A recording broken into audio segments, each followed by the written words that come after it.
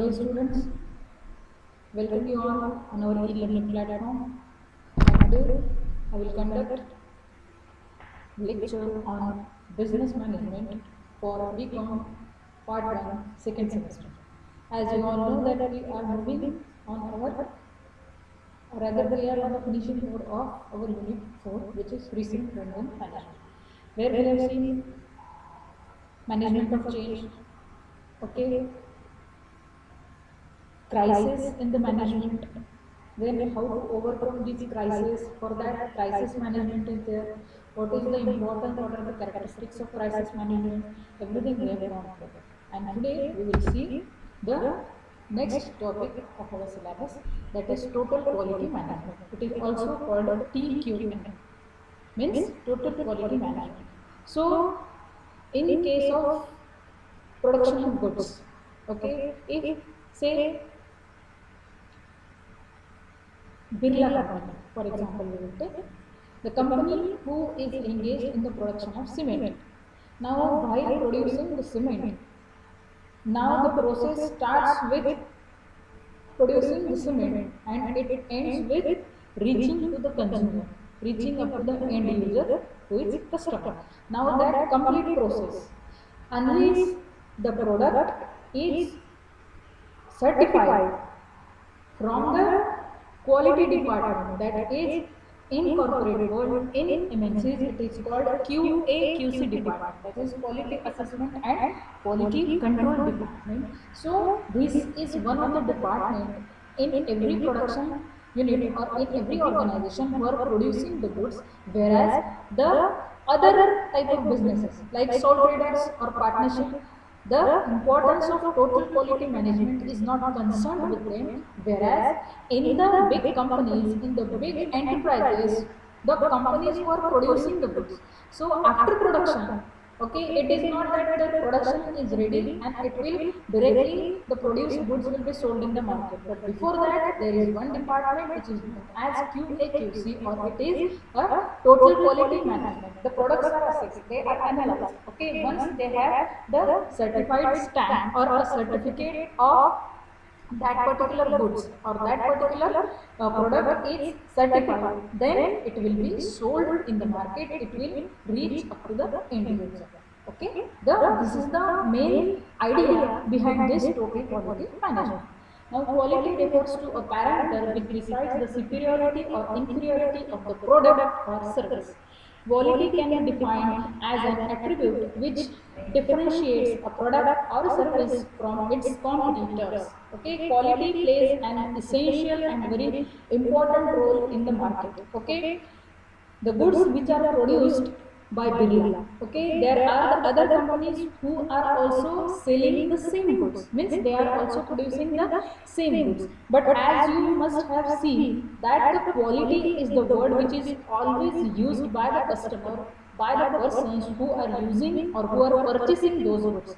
Okay, in society there are different kinds of people behaving according to their economy. Now why behavioral economics is considered here? For example, if you are a rich person, if you have a good stock of money, I mean to say, if you can afford the product which is of good quality, inferior quality goods are also available in the market. But if you want standard product, okay, the product cement will remain same, but the quality of each company who is producing the cement, that differs. Now here quality plays an essential role in every business.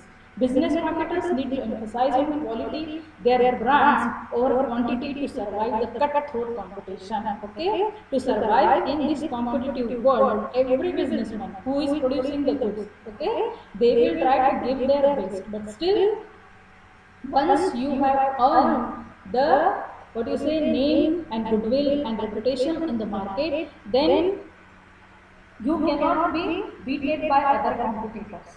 So certain companies, you will find some of the goods are produced only for the that kind of number of people of the society, like rich people.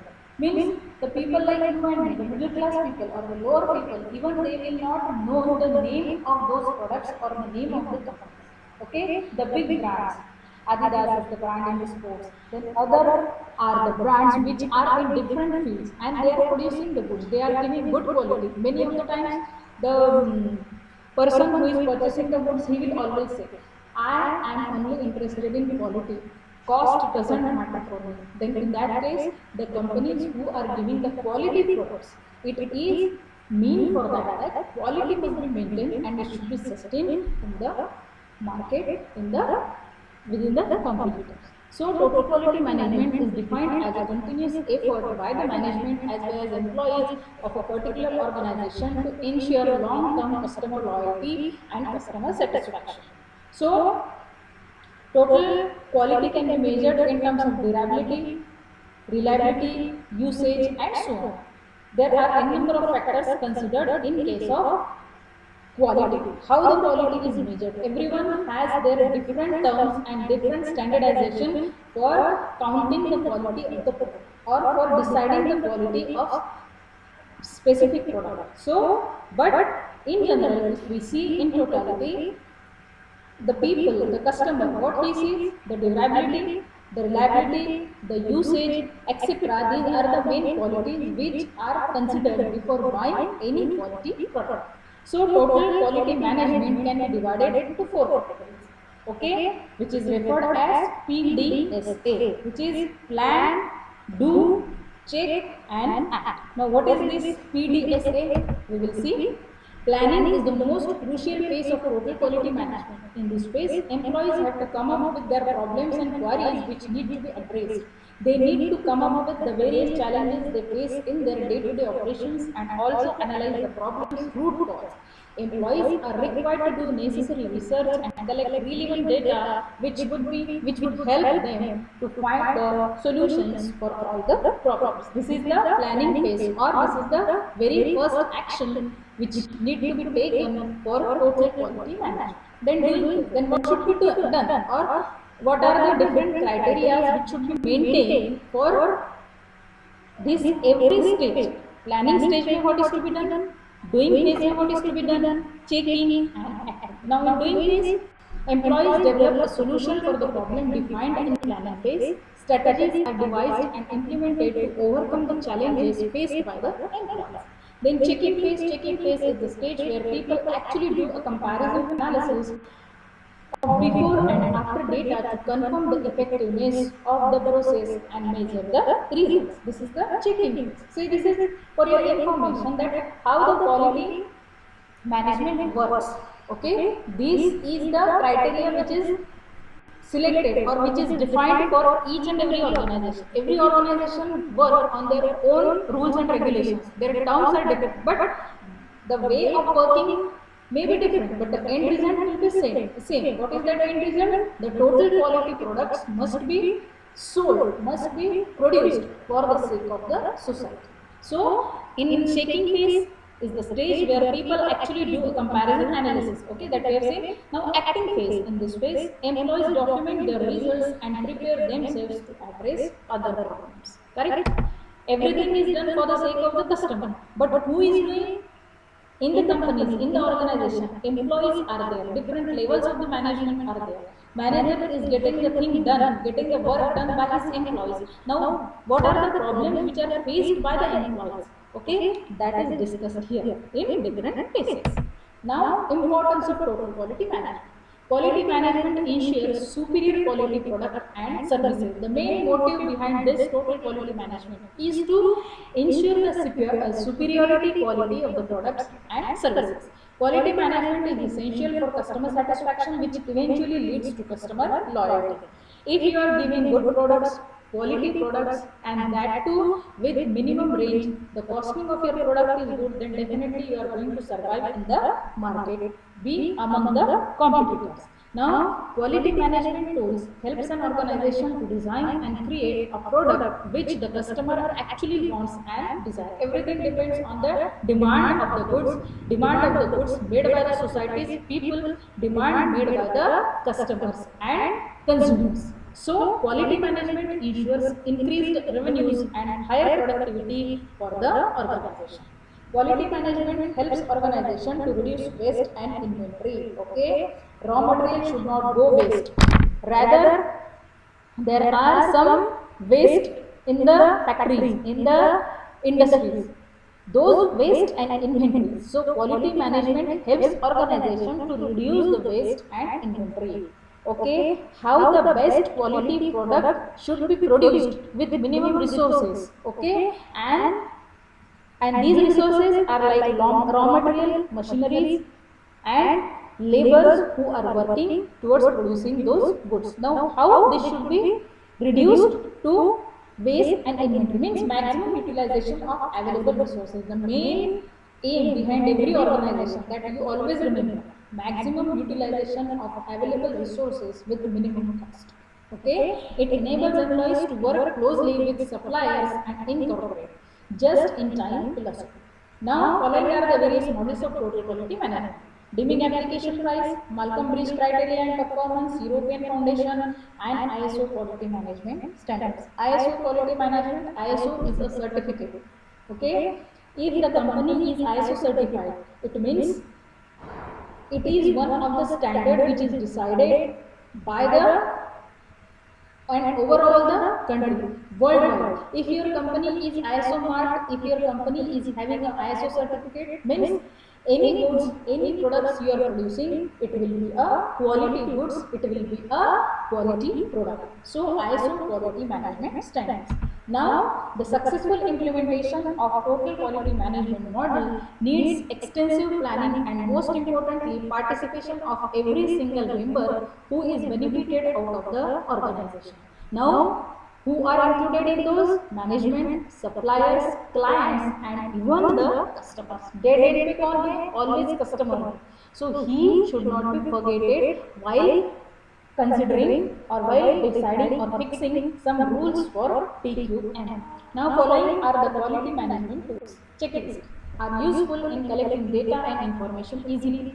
Then Pareto chart. The credit for Pareto chart goes to Italian economist who has prepared this particular chart.